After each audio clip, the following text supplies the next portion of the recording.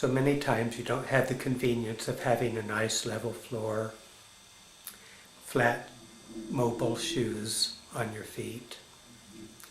And the tennis ball illustrates this. So we're going to start out with the tennis ball under the ball of the right foot.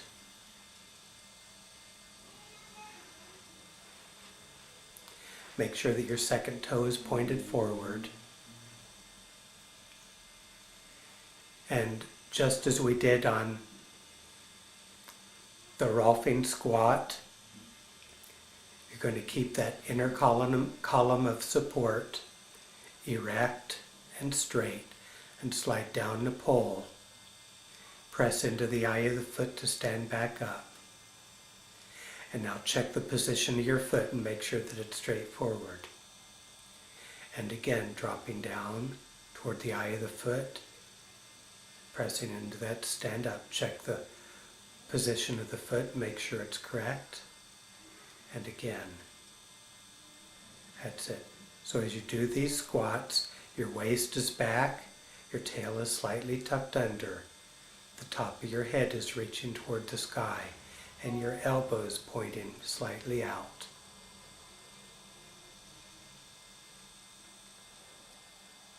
And now move the tennis ball aside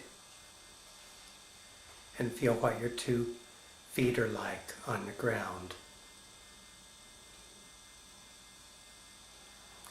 And now put the tennis ball under the heel, so that if you look behind you, you'll see a slight yellow crescent. Once again, make sure that the second toe is pointed forward, and keep the weight directed toward the eye of the foot, right through the ankle joint to that area directly in front of the heel. The second toe pointed forward. And now lower your weight along that fire pole, keeping the waist back, and reach through the top of the head to stand up, pushing into the eye of the foot. And again, sinking toward the eye of the foot, pressing into the eye of the foot, reaching with the top of the head.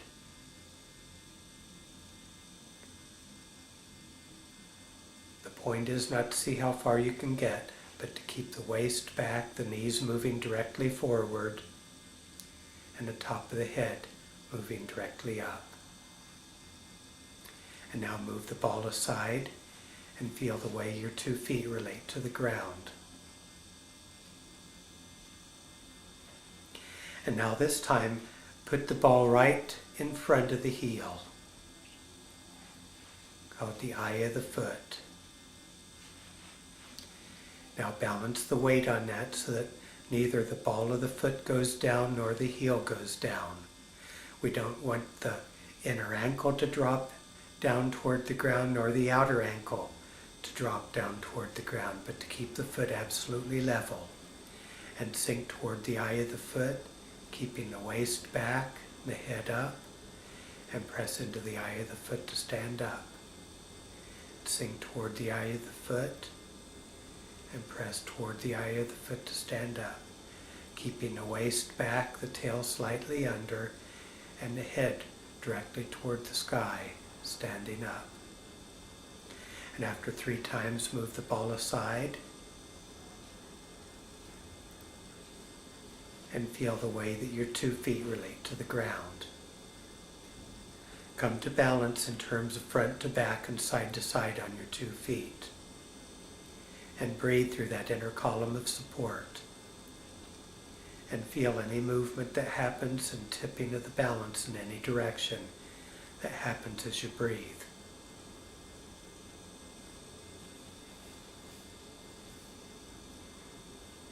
And now putting the tennis ball under the ball of the left foot.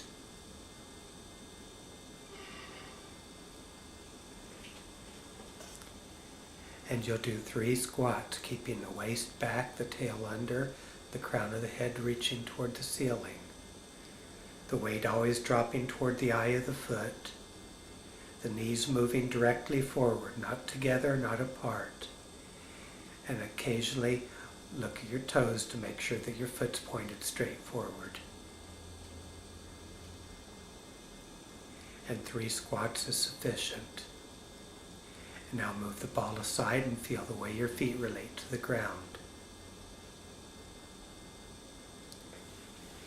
And now put the ball under the heel of the left foot, making certain that there's a slight yellow crescent behind you as you stand.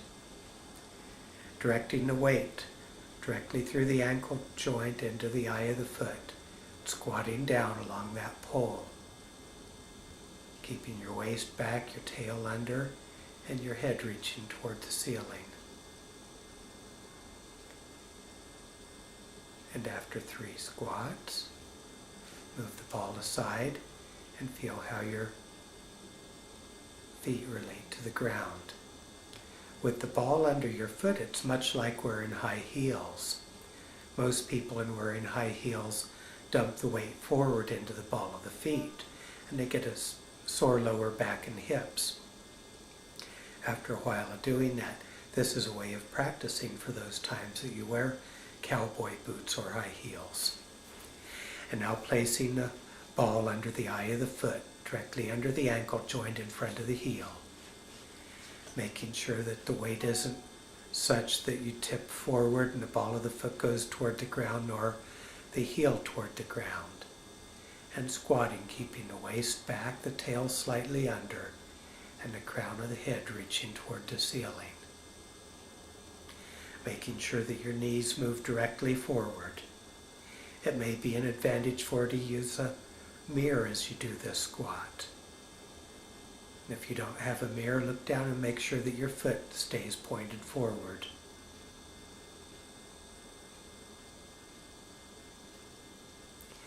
And move the ball away from under your foot and feel the way that you're standing. Once again, find balance from front to back.